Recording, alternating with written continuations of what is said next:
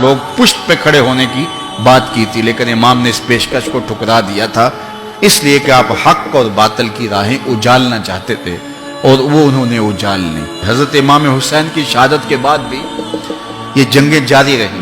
مالک اشتر کی قیادت میں مختار سقفی کی فوجیں ابن زیاد کی فوجوں کے مقابلے میں فرات کے کنارے لڑ رہی تھی۔ اللہ تعالیٰ نے فتح دے دی، ابن زیاد نے گھوڑے کو ایڑ لگائی اور میدان چھوڑ کے بھاگ گیا، باقی جو بھی قابو آتا اس کو پکڑ کے قتل کر دیا جاتا۔ خیر یہ لوگوں کی پہنچ سے بہت دور نکل گیا، لیکن اس کا جی گھبرا رہا تھا، پیاس کی شدت تھی، گھوڑا بھی ہانپ رہا تھا۔ تو یہ چلتے چلتے صحرا میں گیا تو وہاں اس نے دیکھا کہ ایک خیمہ ہے، تو سوچا کہ میں چلتے چلتے ان سے پانی کا گھونٹ مانگ لوں تاکہ اپنے جگر کی پیاس تو بچا سکوں۔ تو اس نے گھوڑا کھڑا کیا اور ہانپتا ہوا اس نے پردہ اٹھایا، دیکھا تو خیمے میں امام زین العابدین قرآن کی تلاوت کر رہے تھے۔ تو جب اس نے دیکھا تو ایک دفعہ تو شرم سے پانی پانی ہو گیا، لیکن مرتا کیا نہ کرتا، پیاس کی شدت تھی کہ حضرت پانی دیجئے۔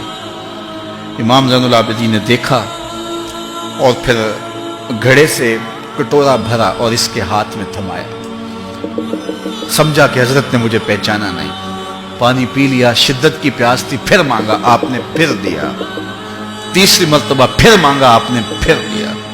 3 کٹورے پانی کے پینے کے بعد امام زین العابدین سے کہنے لگا، حضرت شاید آپ نے مجھے پہچانا نہیں۔